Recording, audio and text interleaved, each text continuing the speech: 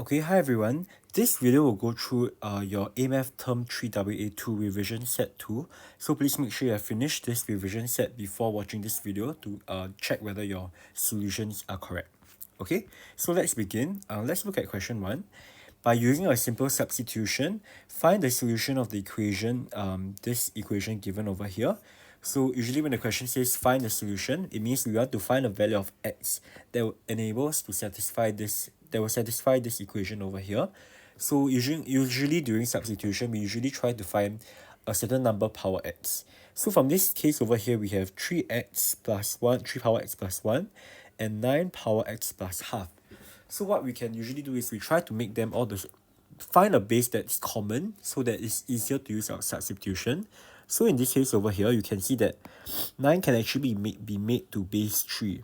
So over here, 9 is simply 3 square, the whole thing power x plus half, okay, minus away 3 power x plus 1 equals to 18. And using your laws of indices, I hope you remember that this is simply 2 times this entire expression here. Okay, so this will be 3 power 2x plus 1 minus away 3 power x plus 1 equals to 18. Then what I can do is I can separate out this plus 1 over here using your laws of indices. This is the same as 3 power 2x times 3 power 1 in this case, minus away 3 power x times 3 power 1 equals to 18. Then moving forward, I can simplify this even further. This is simply 3 times 3x the whole thing square, which will give me 2x. Okay, this is a common thing that people always forget. X, if I have this is your loss of indices in order to get 2x, not x squared. Okay, then from here, this is the same as minus away 3 times 3x, in this case minus 18 equals to 0. Then from here I can use my substitution. Let's say I let u equals to 3 power x. So over here I'll have 3u square minus away 3u minus 18 equals to 0. Simplify even further, I have u square minus away u minus 6 equals to 0. So therefore I just need to solve this quadratic equation from here. Okay, I use my simple factorization. U minus 3 times u plus 2 equals to 0. Therefore, from here I can see that u equals to 3 or u equals to negative 2. Okay, then from here I see that therefore 3x is equal to 3 or 3x equals to negative 2. And recall, all exponential functions is always strictly positive, so we have to reject this negative 2 solution, as 3 power x is always strictly positive. Okay, and therefore from here, by comparing since they have the same base, I can compare the power straight away from here. Therefore, x equals to 1. And this is the solution to question 1. Okay, now let's look at question 2. Question 2, solve this equation.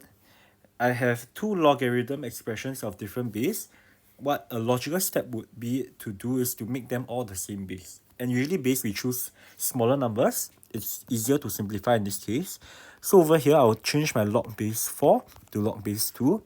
I apply the change of base formula. This will become log base 2x over log base 2 4 equals to 1. Okay, this can be simplified even further. Log base 2x minus away log base 2 x. Log base 2 4 can be simplified to be equals to 2 equals to 1. So I can simplify this even further from here. I multiply 2 to the entire equation to get rid of the fraction. 2 log base 2x minus away log base 2x equals to 2. Okay, recall that I can combine my logarithm expressions, but please note over here, if this is a 2, I cannot use my quotient law yet. I must bring in the 2 first. So this will become log base 2x square minus away log base 2x equals to 2. Okay, then from here, therefore simplify this even further moving forward. Okay, once I have this expression here, you can see that I can rewrite this I can simply simplify this equation from here. Okay, I will get log base 2x, x squared divided by x will be simply x, equals to 2. Okay, and therefore from here I can therefore make the conclusion. I turn my logarithmic form into the index exponential form. X is simply equals to base 2 power 2, which is equal to 4. Okay, so you could have applied other different methods. There are different ways of rearranging and manipulating the equation. Okay, but I think the solution should be x equals to 4. So make sure you check your workings carefully. Okay, alright, so now let's look at the next part now. Given that ln p equals to ln q plus ln r over 2, express r in terms of p and q. So therefore what this is saying is that we want to make r the subject. So how do I make r the subject? Simply let's rearrange the equation. Here I have over here ln p minus away ln q equals to ln r over 2. Okay, then over here I can first simplify ln p minus ln q. I have ln p over q equals to ln r over 2. Then moving forward from here, I have I know that in this case over here, ln I can rewrite this. Okay, I can multiply 2 to both sides of the equation to get rid of the fraction. 2 ln p over q equals to ln r. Therefore, I can bring in the this 2 using a power law. This is p over q square equals to ln r. Therefore, since both sides is just one ln term, I can compare directly that r is equal to p over q square. Okay. Alternatively, let's say you can also go from here this step. Ln p over q equals to half ln r. Bring in the half as power law. Ln p over q equals to ln r power half. Therefore, r power half equals to p over q. And therefore, r is equal to, if you square both sides, it will be p over q square. You can also write it as p square over q square. Okay, both are equivalent, so they're okay. Alright, so this is for question 2b. For question 2c, show that this entire long thing over here is the same as this. So when you first look at this question, right, it may look very scary, but observe if you can see any pattern. Over here, I have log base a, log base b, log base c, all the way to log base n. Over on the right side, I only have one log term of base a. So a logical step to think would be, I would want to change all these log terms to base a, because eventually I must get a log term with a base a. So let's do that over here. Left hand side. Okay, I start from left hand side. Okay, this is simply equals to log base a b. Over here, log base bc. I want to change this log base a. So this is simply log base ac over log base ab. Okay. Then next one, I turn this into log base a. This will be log base ad over log base ac. Okay, then I change this again. Now this one here, I can turn this into log base a. I'm turning I'm turning this one now. Log base ae over log base ad. Okay, so if you observe this pattern, right, I'm turning all these terms here, dot, dot, dot. Now let's look at this term over here.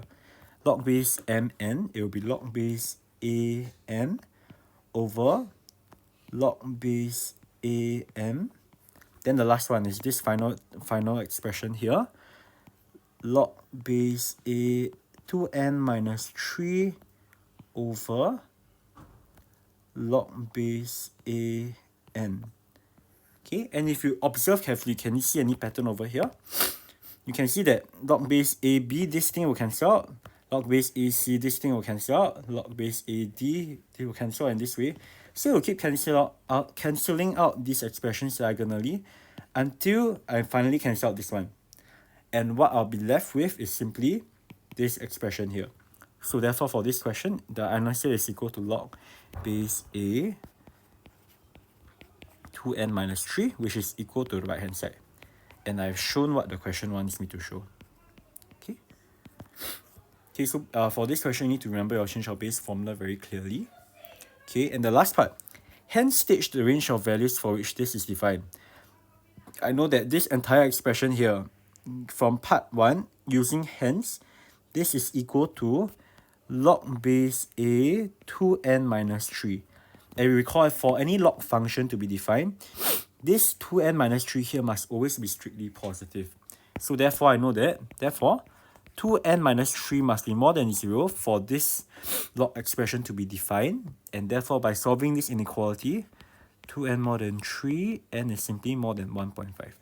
Okay, and this is the solution to question 2C part 2.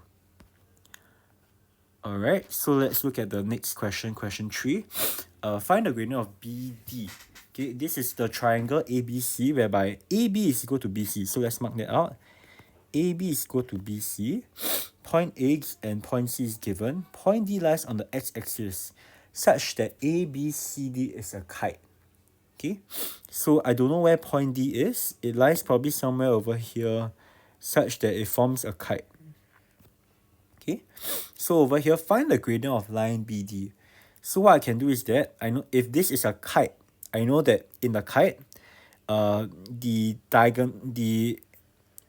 lines joining the opposite ends are perpendicular. So let's say if point D lies somewhere over here. Okay, I know that if these 2 points, if this is point D, AC and BD will be perpendicular. Okay, so over here what I can do is that, first step, to find gradient of AC, we know the 2 points already. AC, gradient of AC is simply equals to y2 minus y1, negative 2 minus 6 over negative 2 minus 0, I will have negative 8 over negative 2, which is equal to 4. Okay, therefore, gradient of line BD is simply equals to, you know that if I multiply this BD gradient and AC will be equals to negative 1 because they are perpendicular. Therefore, gradient of line BD is simply negative 1 over 4. Okay, and hence find the coordinate of point D. So, point D here lies on the perpendicular bisector of AC. Okay, so what I can do is that I simply first find the midpoint of AC first. So to find the midpoint of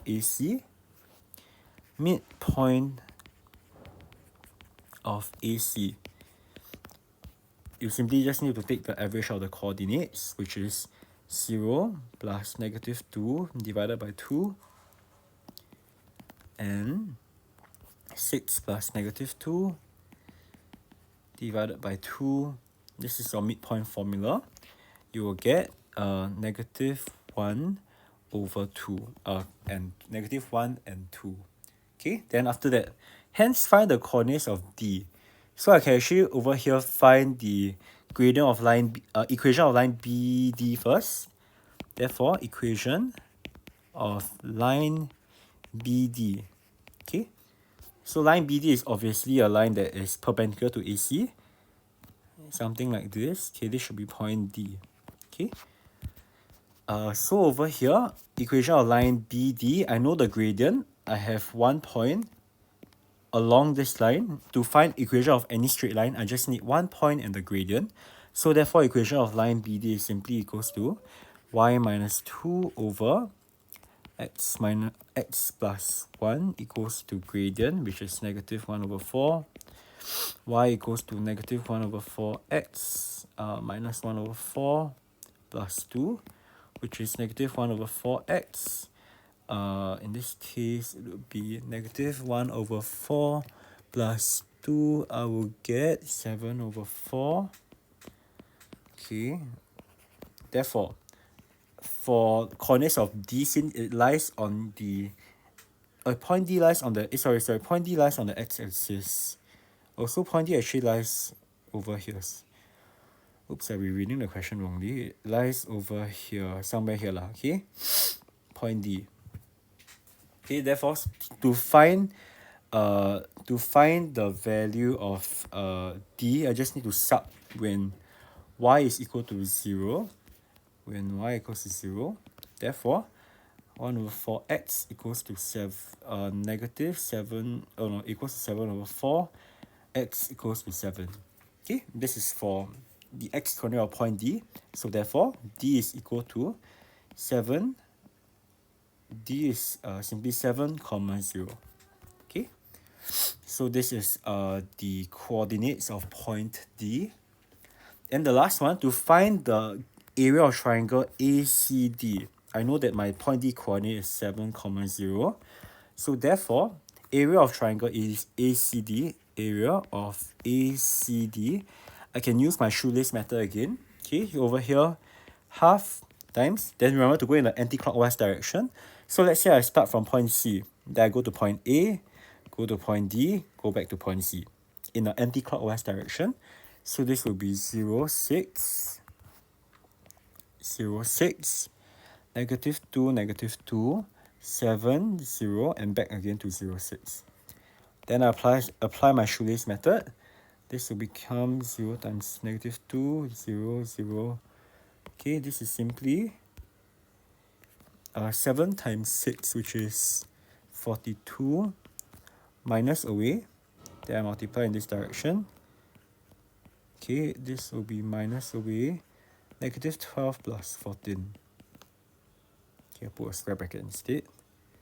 Okay, and this is simply equals to half times 42. Okay, minus away 2. Therefore, final answer should be 20 units square. Okay. Did I multiply only 7? Okay. It should be 20 units square. Negative 14. Sorry, I think I calculated wrongly. This one should be minus 14, yes. Then therefore, this value here should be negative 12 minus 14. I should be minus away 26. Okay, so therefore this will be plus 26. 42 plus 26 is 68. Divided by 2 should be 34 units square. Okay, yeah, this should be the solution for question 3. Okay, then the last one, binomial theorem question 4. Write down the first 3 terms of this in descending powers of x. So over here, what I'll do is that I simply use my binomial theorem. Okay, over here, I have x plus 2 over x power 9. First step, always identify your a, b, and n correctly so you don't make careless mistakes. A equals to x, b equals to 2 over x. Take note of the sign here is positive, so b is also positive. And n is equal to 9. Okay, so over here, if I use my binomial theorem, the formula, I have x power 9 plus 9 choose 1, x power 8 times 2 over x plus 9 choose 2, x power 7 times 2 over x, the whole thing square, plus dot dot dot. Okay, then I simplify further from here, x power 9. You can calculate this using your calculator. This will be 9 times 2. Then x power 8 divided by x will be x power 7. I will get 18 plus 18 x power 7. Then over here, this is 9 choose 2 times 2 square, which is 4. Simplify it, it will become 9 choose 2 times 4, which will give me 144. Then this will be x power 7 divided by x squared. I'll get x power 5 plus dot dot dot. Remember, this must be seen because it tells the marker that you know that there are more terms behind. The expansion does not stop at the first 3 terms. Okay? Alright, so moving on to the next part. Explain why the expansion of this does not have a constant term. Constant term means that your x power is 0. So we can explain this using the general term formula. Let's go to your general term formula. Tn is equal to n choose r a power n minus r, b power r. So in this case over here, I know that my n is 9, choose r. A is x power 9 minus r times b, which is 2 over x, the whole thing power r. So let's simplify this very easily from here.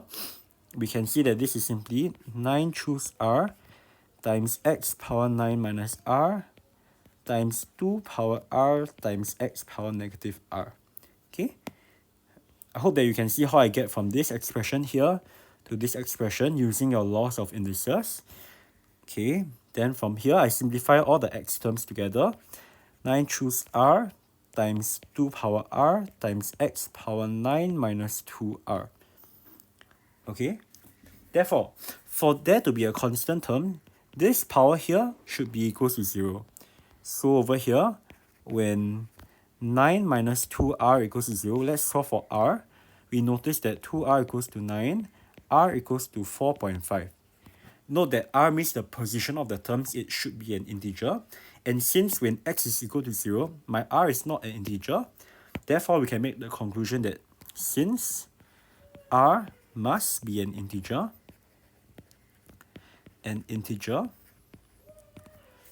therefore there is no constant term. Okay, very simply from the general term formula. Alright, so moving on to the last part, find the term independent of x. Term independent of x is just another way of saying your constant term, because there is no x within this term. Okay, but now you want to find the constant term in this expansion here. So that means that we know that the general term formula from the above is simply 9 choose r times 2 power r times x power 9 minus 2r. So based on this expansion over here, we know that to find the term independent of x, it means that when I have 1 times it must multiply to a constant inside here to give me a constant term, and this negative 5x must multiply to x power negative 1 term, so that when I multiply them together, I'll get a constant term as well. Okay, so over here, how do I find the term independent of x? What I can do is that simply I know that 9 in this case over here, 9 minus 2r. Okay, let me see how to write this. 1 minus 5x times x minus 2x power 9. Okay, therefore from here you observe, need to identify x power 0 term and x power negative 1 term to find term, okay, to be specific, from this binomial here, okay, in order to get constant term in this expansion. This expansion meaning that in this expansion over here, okay, to get the constant term here, we must find out from this binomial expansion which is your constant term and which is your x power negative 1 term, because 1 multiplied to this term will give you a constant term. Negative 5x times the term with power negative 1 will also give you a term that is a constant term. And from part 2, we know that this expansion here has no constant term. So therefore means that I just need to find the term with power x equals to negative 1. So over here, therefore, let 9 minus 2r equals to negative 1. From here, I can see that 2r equals to 10. It is the term in the 5th position. R equals to 5. So therefore, in this case over here, term with x power negative 1 in this expansion, x plus 2 over x power 9 is simply equals to, I sub r equals to 5 into this general term formula over here. 9 power 5 times 2 power 5 times x power negative 1. Then I calculate this out. 9 choose 5 times 2 power 5. This is 4032x power negative 1. Okay, so therefore I know that this is the term with x power negative 1 term. So therefore, let me minimize this. Okay. Therefore, my last step. Therefore,